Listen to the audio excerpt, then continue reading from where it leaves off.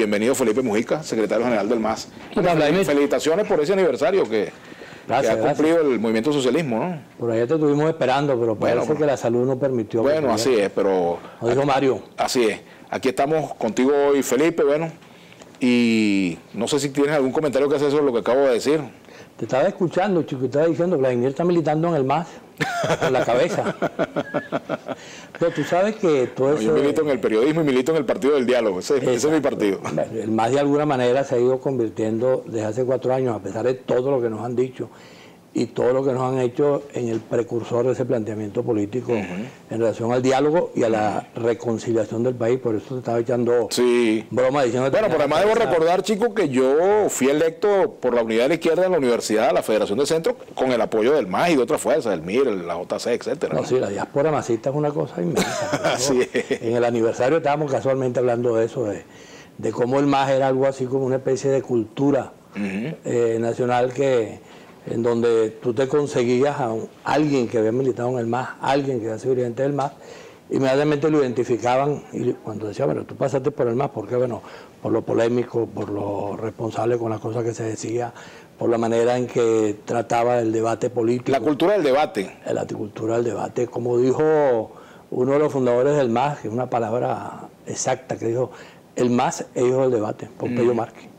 Exactamente. Entonces, es parte de una cultura y toda una manera de ser a lo largo de estos 46 años, que independientemente de los momentos, pues, siempre lo hemos dicho, los partidos viven malos, buenos y regulares momentos, pero eso no quiere decir que en lo que es su contextura como partido político no sigan siendo esencialmente eso, promotores de política, promotores de opiniones, promotores de ideas que puedan ser, bueno, que a la gente le guste o no le guste, pero en definitiva promotores de un conjunto de razones.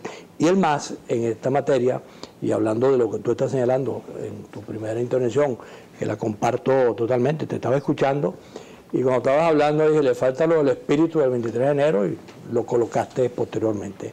Y la pregunta que tú me hiciste antes del programa, ¿dónde estaba yo el 23 de enero? Entonces mi papá, igual que el tuyo, fue fundador del Partido Comunista, y era activista del Partido Comunista todavía en esa época, y mi hermano Pedro Juan también era ya activista político. Y se produce los dos incidentes mayores. El del 1 de enero, que fue aquella cantidad de aviones sobrevolando sobre Caracas, que bueno, fue en aquel momento todo un signo totalmente distinto de lo que eso implicaba, que fue el alzamiento de Hugo Trejo el 1 de enero. Y después el 23 de enero. Yo recuerdo el 23 de enero que se estaba produciendo ese día y mi hermano mayor agarró a Pedro Juan, se montaron en una camioneta que tenía mi papá, una ranchera azul del año 55, 56, y salieron a incorporarse a todo lo que estaba pasando ese día, ¿no? Y por supuesto, bueno, yo creo que en este momento, a propósito de la celebración de hoy y de lo que está planteado en términos de Venezuela, es evidente que el camino que los venezolanos tenemos que buscar tiene que ser el del diálogo. De nadie es culpa que el diálogo haya sido manejado de forma tan torpe o tan interesada, para decirlo de otra manera, en Venezuela. Lamentablemente el diálogo por parte del gobierno ha sido manejado con intereses muy mezquinos, fundamentalmente el interés de dividir la MUC, cosa que parece que lo ha logrado en las distintas oportunidades en que se lo ha planteado. Y de parte de la MUC pareciera que allí siempre ha habido intereses subalternos, donde el problema principal no es cómo buscar una solución, sino cómo también utilizar el diálogo en función de una cosa específica. Y el punto central del diálogo, que debería ser Venezuela, en letras mayúsculas, no aparece por ninguna parte. Yo creo que este es un momento en el cual ese punto en particular, que yo comparto plenamente que no se puede abandonar, porque más allá de quienes lo están haciendo, el diálogo no tiene la culpa de que quienes lo están haciendo lo hagan tan mal. El diálogo sigue siendo una alternativa, sigue siendo un camino para que podamos, los venezolanos, resolver esto en paz y sin tener que llegar a situaciones que las hemos visto. Nosotros tenemos ahí al ladito la experiencia colombiana.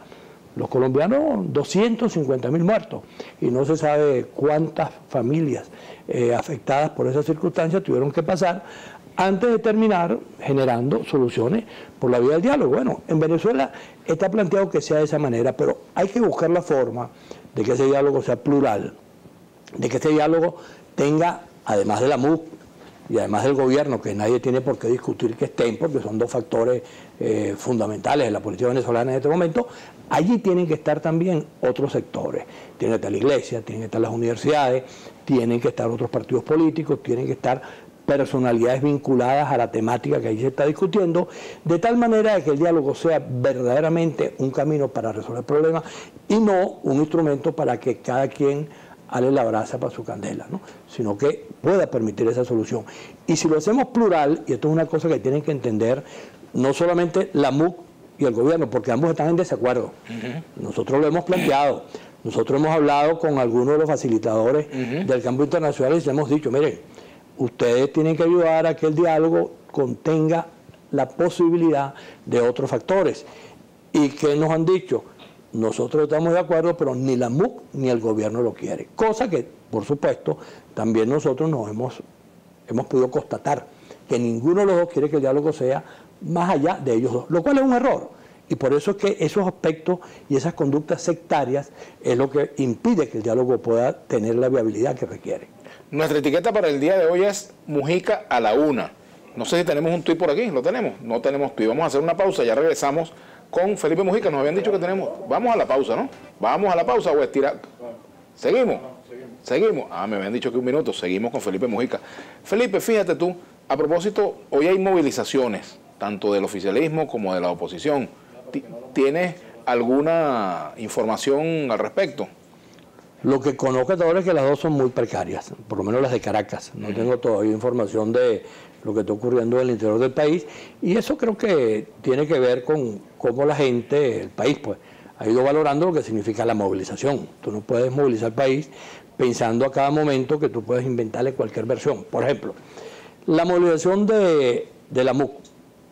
El primero que habló de eso fue Capriles, que dijo, creo que comenzando los primeros de enero, dijo, vamos a hacer una movilización el 23 de enero para que esa movilización sirva para convocar los procesos electorales. Después vino un representante de Voluntad Popular y dijo que la movilización no era para eso, sino que era para ratificar la declaratoria de la Asamblea de la ausencia del cargo de Maduro. Y después apareció por otro lado otra movilización diciendo que era para otra cosa. Entonces tú no puedes convocar de esa manera, porque simplemente la gente no es tonta, la gente no está creyendo que tú lo puedes convocar de cualquier forma. Bueno, nosotros tenemos que hacer una pausa y te dejamos un tuit por aquí para que lo respondas al regreso, lo puedes ir pensando. Osvaldo el Varón, a ver si me lees una, Vladimir. ¿Con quién está el MAS? ¿Con uno o con otro o con los dos? Bueno, vamos a la pausa, ya venimos con Felipe Mujica, nuestra etiqueta Mujica a la 1.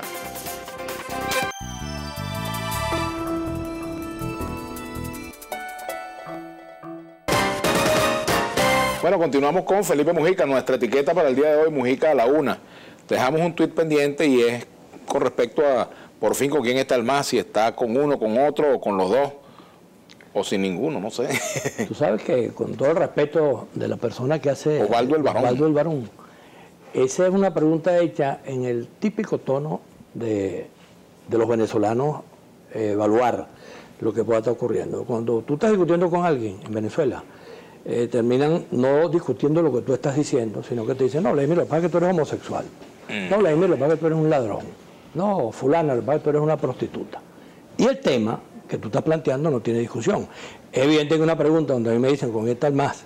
Con el gobierno, con la MUC, pretende colocar precisamente eso allí. Y resulta que el amigo lo que debería valorar no es si el MAS está con la MUC o con el gobierno.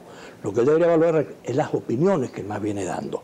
Y a partir de valorar las opiniones que el MAS viene dando, él pudiera determinar si efectivamente esas opiniones están referidas a que el MAS esté con la MUC o con el gobierno. Yo se lo puedo decir de la siguiente manera. Nosotros hasta ahora hemos tratado de colocarnos al lado de lo que más nos importa, que es Venezuela. Podemos poner unos ejemplos. Cuando aquí se produjo la circunstancia del Carmonazo, nosotros estuvimos en contra del Carmonazo abiertamente y lo dijimos públicamente.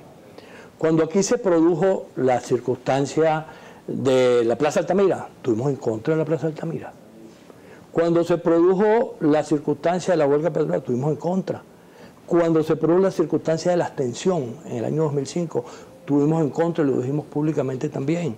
Cuando Capriles convocó a a las elecciones municipales diciendo que era un plebiscito. Dijimos que eso era un gravísimo error, que iba a favorecer al gobierno, y el resultado lo dijo claramente. El gobierno venía de ganar por 300.000 votos y le ganó por 1.000.000 y tantos votos a la MUC. Y ahora dijimos, a propósito del revocatorio, que era una convocatoria fallida. Ahora, cuando tú dices eso, ¿tú estás favoreciendo a quién? ¿Al gobierno? ¿O tú estás favoreciendo a que se tenga una reflexión, a que las cosas se vean de una manera distinta, ¿no?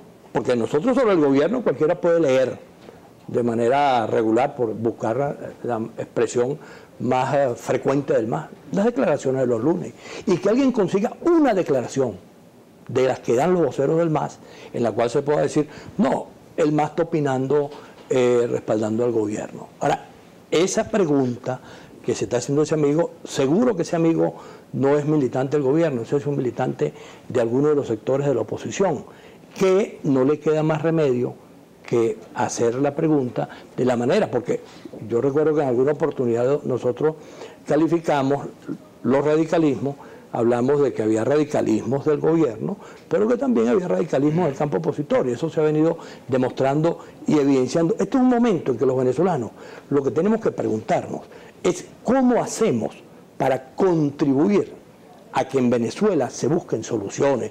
¿Y cómo hacemos, Felipe? ¿Cómo se hace? La primera cosa es tratar de colocarnos en un esquema en donde nos quitemos de encima la idea de que yo tengo que pasarle factura al que opina distinto a mí. Hay que tratar de que cuando yo opino o cuando yo estoy escuchando la opinión de alguien, yo inmediatamente no me tenga que colocar en la idea del veto. No, es que él no puede porque él viene de allá. Yo lo decía en el acto del MAS, comenzando mi intervención. Dije, mire, señores, aquí yo me estoy consiguiendo con una cosa que no es ahora simplemente el chisme o el cuento de todos los días, sino que con una conducta política. Aquí es que tú te consigues cuando convocas a factores que hasta hace un tiempo eran contrarios, estaban confrontados, te dice, mira, yo voy pero si no va fulano. Yo voy pero si no está mengano. Y eso te lo digo hablando con sectores disidentes del chavismo que me han dicho, bueno, Felipe, nosotros no tenemos problema en ir, siempre y cuando no esté ni fulano ni mengano. Y en otras oportunidades con sectores del campo opositor, que digo, mira, hay la posibilidad de conseguirnos con sectores disidentes del chavismo. Y me dicen, no, Felipe, yo no me siento donde esté fulano, porque si me siento allí, entonces los que me acompañan no me acompañan más. Mientras ese sea el signo de una parte del país en relación a la necesidad de propiciar el encuentro será muy difícil, porque si algo hay que hacer ahora, es un poco lo que tú señalabas en tu primera intervención, cómo hacer para que venezolanos de distintos signos, que antes fueron chavistas, que antes fueron de la Cuarta República, que antes fueron de cualquier parte, hoy podamos converger en la necesidad de propiciar soluciones. Por ejemplo, si yo quiero que en Venezuela haya elecciones, y un funcionario del gobierno dice, yo estoy de acuerdo con que se convoquen las elecciones, ¿qué le digo yo a ese funcionario del gobierno? Que no hable, que no opine, que no acompañe la idea de que haya elecciones. ¿Qué hago yo si sectores del campo opositor dicen, estoy de acuerdo con que haya elecciones, estoy de acuerdo en acompañar eso, pero yo no soy de la MUC? ¿Cómo hago? ¿Qué hace la MUC? No acepta compartir una política de ese signo que permita que paulatinamente un tema, igualito que fue el tema, por cierto, en el año 57, el tema de ir a las elecciones, porque esa oposición contra Pérez Jiménez también tuvo, hablando del 23 de enero, la circunstancia de radicalismo que decían abstención, de radicalismo que decían no vamos a las elecciones, y pudieron ponerse de acuerdo en ir al proceso electoral convocado para el año 57, con la idea de que hubiese elecciones. Bueno, hoy se abre esa posibilidad de que los venezolanos podamos todos ponernos de acuerdo en un tema, vamos a ir a elecciones y vamos a exigirle al CNE que haga lo que tiene que hacer. Eso no tiene por qué pasar por una mesa de negociación. Ahora, Felipe, de ningún tipo. Tú eres un dirigente de un partido que es un partido de oposición, el MAS.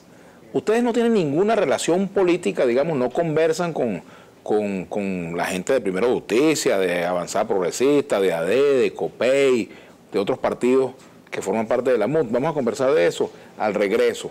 Y creo que tenemos un tuit por aquí. Mujica, cortico y claro, te dice Douglas Pérez, explica rapidito la mitosis que sufrió el MAS y si puedes decir el por qué, mejor aún, y cómo está. De esos temas vamos a hablar al regreso. Y me gustaría también dejar, para que estemos pendientes, ¿qué opina el MAS con respecto a ese traslado al panteón de los restos de Fabricio Ojeda, que fue, bueno, factor emblemático en la lucha contra la dictadura de Pérez Jiménez, y luego fue un diputado pues que renunció a su condición de tal para irse a la lucha armada. Vamos a la pausa, ya venimos. Nuestra etiqueta, Felipe no, es Mujica a la 1. Ya venimos.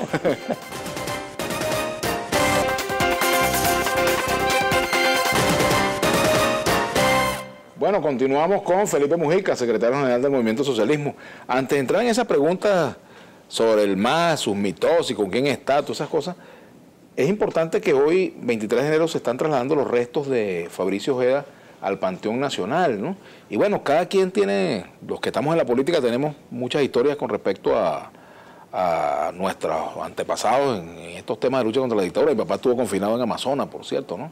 Y tengo una hermana que se llama Amazonas porque venía en la barriga de mi mamá. Mi hermana Amazonas Tatiana venía en la barriga de mi mamá. De la época. Claro, estaba en Maroa y en Puerto Ayacucho.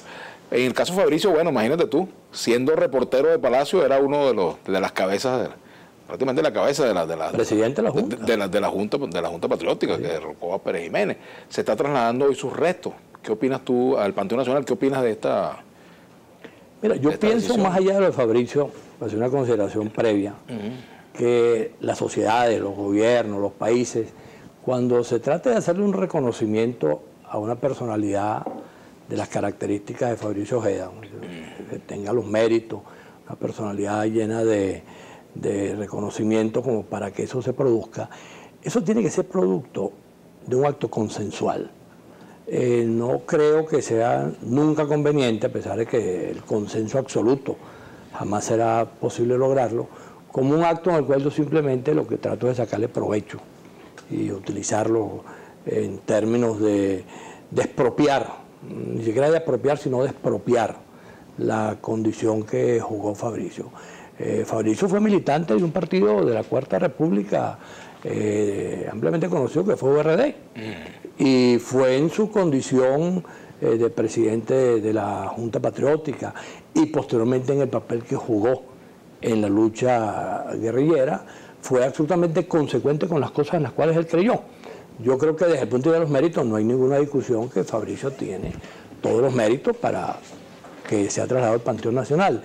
Creo que eso habría que hacerlo de tal manera que no fuese simplemente planteado como una manera de que una parte del país lo haga con la intención de apropiarse de todo lo que significó Fabricio. Yo respaldo ampliamente la carta que escribió su hijo y la manera en que la escribió y que la planteó y la conclusión que él hizo. Yo creo que eso es una manera de colocarse él, en su condición de hijo de Fabricio, de una forma en la cual dice: yo reconozco absolutamente todos los méritos que mi papá tiene para esto.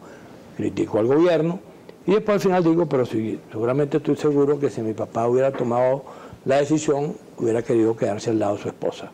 Entonces, es una manera de traducir una opinión de alguien que está mucho más cercano a él que cualquiera de nosotros. Claro, ahora fíjate tú, las figuras históricas terminan no perteneciendo a la familia, ¿no? Fíjate tú, eso es un hecho indiscutible. Y claro, lo que es muy difícil, y a mí me gusta decirlo cuando alguna gente, por ejemplo, me enrostra: tú tienes tal posición, tu papá está avergonzado de ti. Bueno, a mí no me gusta pensar por los difuntos, no es muy difícil pensar por un difunto en cuanto a qué posición tendría el día de hoy. Lo cierto es que, bueno, Fabricio Ojeda representó un símbolo en la lucha por la democracia, bueno, y en los años 60 se convirtió en un ícono también de la izquierda venezolana, eso no se puede negar, y además, bueno, imagínate, fue uno de los principales líderes de la Fuerza Armada de Liberación Nacional, ¿no? Sí, pero te insisto, el problema no es solamente cómo lo ve la familia. Eso que te dicen a ti sobre lo que fue tu papá, a mí me lo dicen permanentemente con mi papá. Mi papá fue fundador del Partido Comunista. Y yo me consigo con gente que vivía en La Pastora, que todavía me dice: Felipe, pero ¿cómo tú puedes estar comportándote de esa manera? ¿Y qué diría tu papá? Y yo lo que le digo, creo que seguramente estaría de acuerdo conmigo. Es lo que yo le digo para dejarlo de ese tamaño. Pero lo que quiero es señalarte que esto que está haciendo el gobierno no lo puede hacer de una manera tal que no trate de encontrarse con toda la sociedad. Este es un gobierno, por ejemplo, alguien lo decía en estos días, que en su primera parte intentó borrar de la historia el 23 de enero. Hubo momentos en que simplemente el 23 de enero no existía porque se le atribuía que era un acto de la democracia de la Cuarta República. Posteriormente fue que cambiaron de actitud. Entonces, es evidente que lo que está allí no es la disposición de honrar absolutamente a Fabricio, que tiene todos los méritos, te insisto, sino que también hay un intento de manipular eso en función de las circunstancias que hoy se están viviendo en Venezuela, que eso tiene mucho que ver con la manera en que el propio gobierno se está manejando. Es evidente que el gobierno se ha radicalizado, es evidente que el gobierno no tiene el camino de buscar soluciones armoniosas que permitan que al final se pueda efectivamente armar algo, sino que la primera línea de batalla de ellos fue lo que dijo el presidente Maduro cuando nombró lo que él dice que fue un gabinete. A mí alguien me dijo, no, Felipe, no está nombrando un gabinete, lo que está nombrando es un comando operacional, que es como lo llaman los militares, ese tipo de decisiones. Bueno, efectivamente, a los pocos días dijo Maduro que él estaba nombrando un comando operacional contra un supuesto golpe de Estado, en un nivel de radicalización que, por supuesto, es totalmente contrario para el país. Ahora, esa actitud del gobierno tiene el conflicto de que de parte de la MUC hay una actitud similar. Y entonces, por supuesto, como decía alguien en estos días, el gobierno tiene en la MUC la oposición que quiere y no la oposición que el país necesita. Entonces, la cadena de errores de la MUC, sumado a la manera en que el gobierno se comporta, va generando este cuadro que lo estamos viendo hoy. En otras palabras, la MUC le hace el juego al gobierno con su política. Yo no diría que le hace el juego al gobierno. Creo que la MUC lo que hace, porque hacerle el juego al gobierno se supone que es una decisión consciente. Bueno, se le puede hacer el juego también de una postura pero digamos que yo no utilizaría ese término. Yo lo que creo que han cometido errores de tal naturaleza que han terminado facilitando la posibilidad de que una gran opción que nació en diciembre del año pasado con el resultado electoral que produjo que aquí no hay más nada sino la MUC en términos políticos, bueno, se fue convirtiendo como yo lo he definido en otros momentos. Carmona votó una oportunidad que el país le abrió en aquel momento. Chávez renunció, se dio la movilización y Carmona la votó en 24 horas asumiendo una conducta totalmente antidemocrática en relación a los pasos que dio posteriormente. En este caso, la MUC... Bueno, por ahí se dijo que Chávez que había firmado una renuncia y no era verdad. Bueno, más allá de que ella firmó la renuncia o no, lo cierto fue que Chávez fue y se entregó. Y ya eso es una demostración de que no estaba en el gobierno. Eso pudo haber tenido un desarrollo distinto que todo el mundo le dijo a Carmona. Le dijo, mira, aquí el problema es buscar una solución democrática a esto.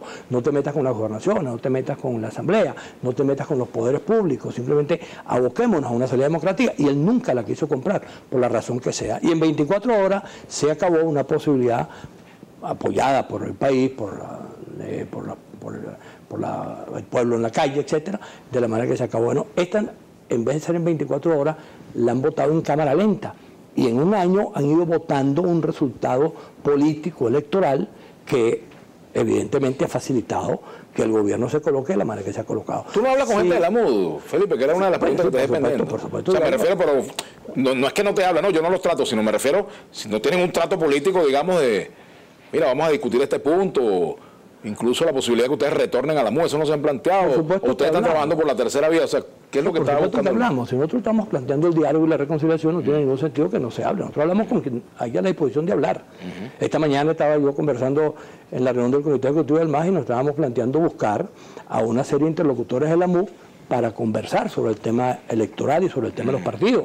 Expresamente en el evento del MAS también, cuando tocamos ese tema, dijimos, miren, aquí no está por casualidad colocado en primer lugar de la lista de cosas que el MAS propone, el que se hable de elecciones, porque en este momento la posibilidad de encontrarnos en el planteamiento de que haya elecciones y de que se resuelva el problema de los partidos políticos es una gran oportunidad, porque allí puede converger la MUC, pueden converger los partidos políticos que están fuera de la MUC, pueden converger sectores que están en el campo del chavismo, que lo han dicho expresamente, los sectores que están con Barreto, el Partido Comunista, etcétera, han dicho que es necesario no solamente que haya elecciones, sino que hay que resolver el problema de los partidos de una manera constitucional, de una manera democrática y de una manera que permita que el derecho constitucional a la participación pueda estar consagrado. Entonces, esta es una oportunidad donde no tiene ningún sentido que tú digas, no, yo no voy a hablar con la MUC, o que la MUC diga, yo no voy a hablar con fulano.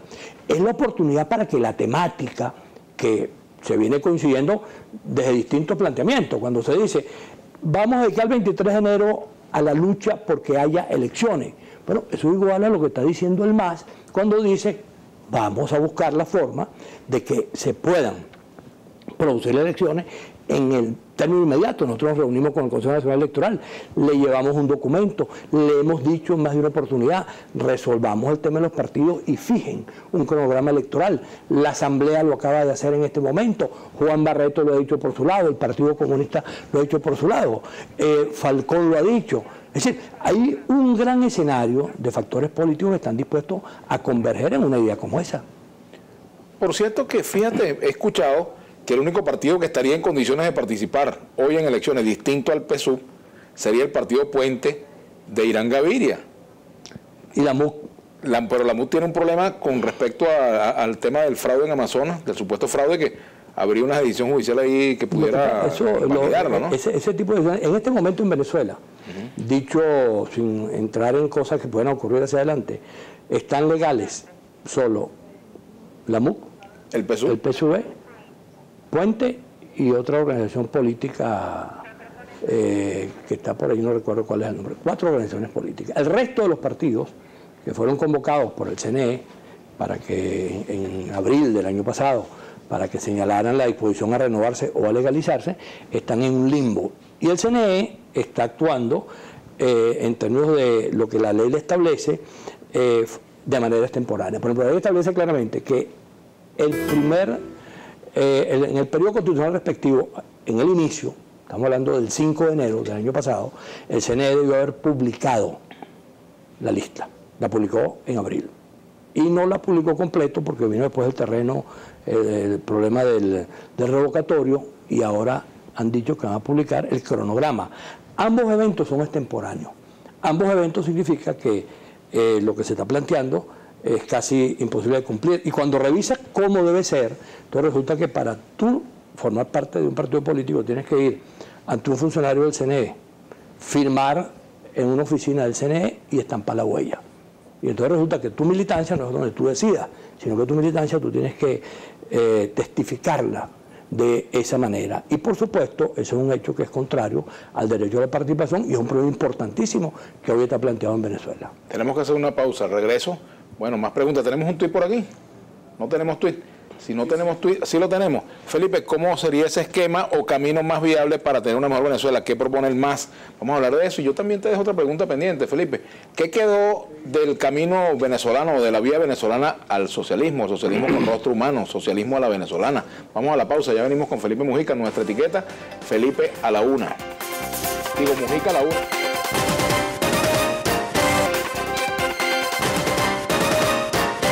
Bueno, continuamos con Felipe Mujica, secretario general del Movimiento Socialismo. Por ahí había una pregunta que era la propuesta del MAS para Venezuela y la empato, o sea, ¿cómo sería ese esquema o camino más viable para tener una mejor Venezuela? ¿Qué propone el MAS? Y la empato con una pregunta que te dejé también. ¿Qué quedó del socialismo en la propuesta del MAS, en ese socialismo a la venezolana? A la venezolana. ¿Se convirtió el socialismo en una mala palabra en Venezuela? No, vamos a empezar por la primera parte y después caemos en la del socialismo. Nosotros en la búsqueda de eso que hemos hablado, del diálogo, de la reconciliación, de la necesidad de que los venezolanos nos encontremos, de la necesidad de buscar una forma en la cual se pueda producir en Venezuela situaciones que la gente cree que no existen, pero que se han dado en la historia de la humanidad. Situaciones como la que se dio con el caso chileno o la que se dio con el caso español, donde los encuentros fueron propiciados por factores que o estuvieran vinculados al sector con el cual se estaba confrontando, o simplemente, como el caso de Adolfo Suárez, simplemente él era la mano derecha de Franco y se convirtió en el artífice. Sí, en la bisagra. En la bisagra de todo lo que significó construir en España lo que se llamó el destape español. Bueno, vale, Gorbachov.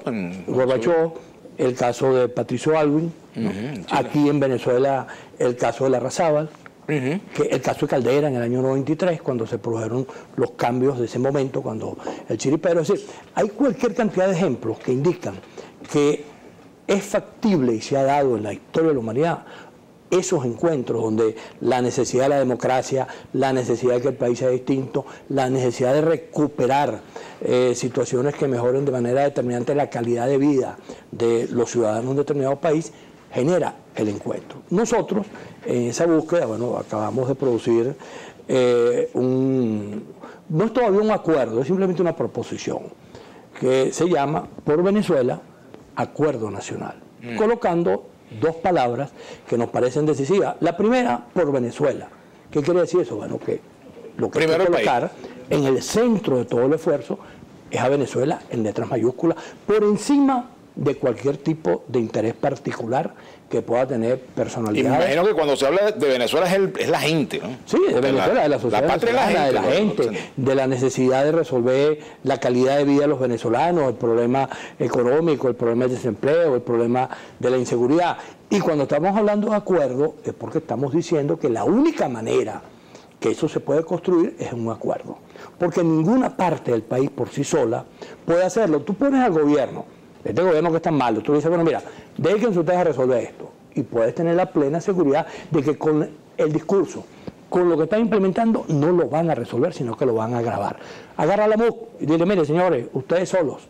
O agarra el resto de las organizaciones y díganle, ustedes solos. Ninguno por sí solo, en este caso, podríamos intentar resolver los problemas de Venezuela. Entonces, es necesario el acuerdo. ¿Cuáles son los temas del acuerdo?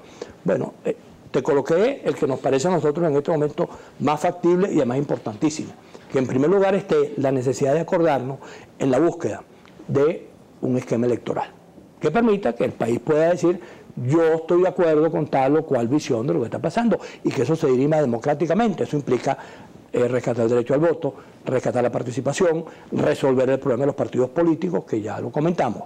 ¿De qué más hablamos? El tema económico. Bueno, ¿cómo resolver el tema económico? Dentro de la búsqueda de un escenario de acuerdo, donde... ¿Qué es lo primero, Felipe? Porque quienes dicen que todo pasa por una solución electoral, la economía no se resuelve si no... Ahora, no hay punto, por ejemplo, no hay manera de que se puedan poner de acuerdo, independientemente de las elecciones, ponerse de acuerdo para decisiones que le alivien el hambre a la gente, que alivien los problemas de inflación que tenemos, la inseguridad tan terrible que también estamos viviendo, por ejemplo. Si tú lo ves desde el punto de vista de las necesidades de la gente y de los ciudadanos venezolanos, es evidente que esa sería la primera parte. Cómo avanzar en el tema económico para que la economía se convierta en una economía productiva, que permita que efectivamente se recupere el nivel de empleo, el nivel de salario y que los venezolanos podamos vivir en un contexto distinto. Sin embargo, la experiencia indica siempre que lo primero que se hace es las decisiones políticas. Es posible que si tú acuerdas en este momento decisiones políticas donde le digas al país, vamos a hacer elecciones en el mes tal, pero lo digas, diciembre, noviembre, octubre, julio, lo que sea, pero le dices al país, en tal fecha hay elecciones. Y las elecciones son con los partidos políticos. Tú estás marcando un claro camino donde la posibilidad de seguir generando escenarios violentos pasa a ser sustituido por un hecho que es que vamos a tener la posibilidad de que en un acto electoral se resuelvan tales o cuales cosas. En ese trayecto, por supuesto que se puede ir resolviendo aspectos que están referidos a los dos temas principales que los venezolanos padecemos.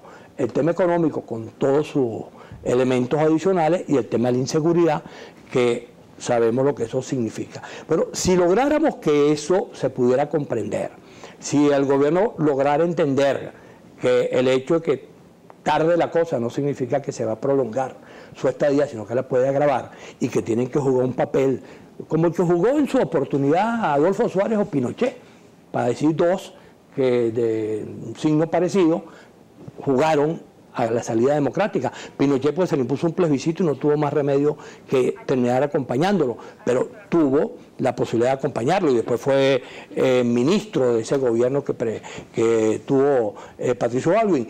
Y en ese esquema entonces es posible que las cosas se den. Pero para ello es evidente, tiene que haber una disposición distinta del gobierno que no puede ser la que tiene en este momento. Yampi dice por aquí, el gobierno derrocha en carnet de la patria y no hay material para pasaporte. José Luis CP dice, conducta ambigua la del señor Mujica, le recuerdo que con el divisionismo no somos más sino menos. Otro comentario por aquí en el Twitter. Política es tener una idea clara de lo que se debe hacer desde el Estado en una nación, dice Gilbert Coronado. Y otro comentario por aquí. Por aquí dice, buen día, necesitamos Valcott R 500 miligramos para mi hermano, toma 3 cajas al mes. Virginia Medina, da un teléfono 0426-821-8683. Lupe Magdalena ha retuiteado ese mensaje. Bueno, vamos a la pausa, ya venimos para la parte final. No, tenemos un tuit por aquí también pendiente, otro más por aquí. Gente organizada, la MUD caducó y sus seguidores están decepcionados. ¿Por qué no plantear y darle otra opción viable a la población? Bueno, vamos a comentar eso al regreso. Ya venimos con Felipe Mujica. Bueno, ya vamos para la parte final de nuestra conversación con Felipe Mujica. Felipe, te preguntaba hace un rato, trata de responder corto, que nos quedan muy pocos minutos. ¿Qué pasa? ¿Qué quedó del socialismo en el MAS, aparte del nombre? Movimiento socialismo. No, en el MAS sigue existiendo la convicción de que el socialismo democrático es el camino para resolver los problemas del país. Sabemos lo que significa en este momento hablar de Venezuela de socialismo, porque el mal, el daño que le ha hecho, la forma en que este gobierno le ha hecho al país, y además el que se haya apropiado de la palabra socialismo de la manera que lo ha hecho, pero sin embargo es un debate que en Venezuela y en el mundo se ha dado hace mucho tiempo, socialismo autoritario versus socialismo democrático, y el MAS, bueno, sigue defendiendo la versión de un socialismo en donde haya pluralismo, donde todo el mundo participe, donde sea un país al servicio de todos, y donde la pudiéramos decir que es una especie de socialdemocracia a la alemana. Bueno, la propiedad privada se ha defendido, lo que dice la Carta Ética de la Internacional Socialista, que todos esos principios, todos esos preceptos están allí consagrados claramente el tipo de socialismo. Es en democracia, es plural, es respetando la propiedad privada, es buscando la manera de que la economía esté al servicio de la totalidad de la sociedad. Preceptos que son perfectamente compatibles con la socialdemocracia y con otro tipo de... ¿Cómo ven ustedes la llegada de Trump al poder, Felipe? Eso hay que esperar su desarrollo, porque todo indica que va a ser un desastre, pero sin embargo en eso hay que esperar que las cosas se vayan desarrollando en materia de cómo va gobernando. Si uno ve los días estos que hemos presenciado con la toma de posesión, bueno, la cosa tiene unas características sumamente violentas en relación a temas bien delicados, las protestas que se han hecho, el tema de los inmigrantes, el tema de la mujer, el tema de, incluso parece que hasta el tema del español, parece que ya el idioma está siendo afectado. Es decir, pareciera que es una visión sumamente sectaria de una parte de la sociedad norteamericana, bueno, y ya sabemos que cada vez que eso se instaura, termina siendo un desastre. Yo lo he dicho en una frase: el autoritarismo no tiene sexo. El autoritarismo es de izquierda y es de derecha.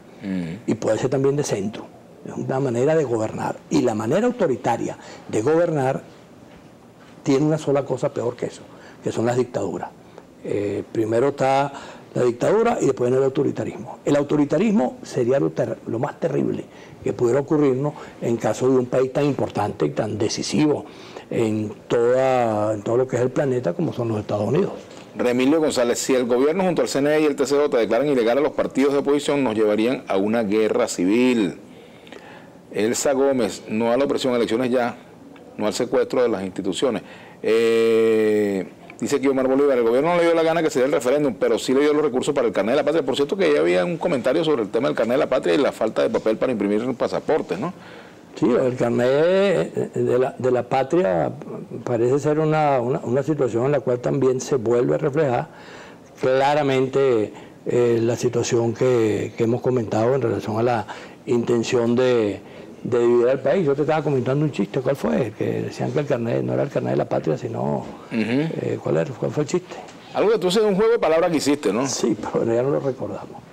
En todo caso, creo que está claro que lo del carnet de la patria es una nueva manera de expresar un esquema de división de la sociedad venezolana, donde por supuesto no tiene ningún sentido. Por eso incluso el Partido Comunista ayer o hoy produce una declaración pública donde dice que está en contra, porque también significa un esquema de división de la sociedad venezolana absolutamente innecesario. Forma parte de ese juego de radicalismo que el gobierno viene desarrollando. Peche por aquí me dice, otro partido que se encuentra vigente es Confederación Democrática, Conde, que es una muy buena opción, es el partido del Conde.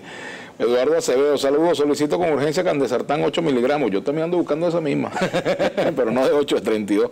Bueno, también hay, ¿por qué todos los venezolanos pasan por problemas? Deberían decir los venezolanos pasamos, por eso no llegan, dice la Artañana. Bueno, ella tiene razón en lo que está afirmando. Hay que hablar, no se puede hablar en tercera persona, sino en primera persona. Todos pasamos por una cantidad de problemas en este momento que ninguno nos escapamos de lo que está ocurriendo. Ahora, el problema no es tanto diagnosticar lo que nos está pasando como tratar de construir una salida y una solución. Y por eso, insisto, este es un momento en el cual la sociedad venezolana tiene que encontrarse, dejar a un lado todo lo que significa la confrontación, dejar a un lado todo el pase de factura, dejar a un lado lo que nos pudo haber separado y jugar a la posibilidad de encontrarnos en los temas puntuales que necesitamos encontrarnos de manera urgente. ¿Qué van a hacer para rescatar el color anaranjado que se le quitó Voluntad Popular? No, no los ha quitado. ¿Lo están compartiendo? No, tú sabes que el CNE lo que hizo con eso fue que dijo que los colores se correspondían con unos códigos, y entonces el naranja nuestro tiene un código, el naranja de ellos tiene otro código. Eso ocurre también con el azul y ocurre también con el rojo. Simplemente se trata de tener que convivir con esa situación de enredo que tenemos, pero el naranja sigue siendo el color del MAS. Muchas gracias, Felipe, por haber venido al programa. Vladimir. Felipe Mujica, ustedes, queridos amigos, los invitamos para que sigan ahora en sintonía de Brújula Internacional con Julio César Pineda. Hasta mañana.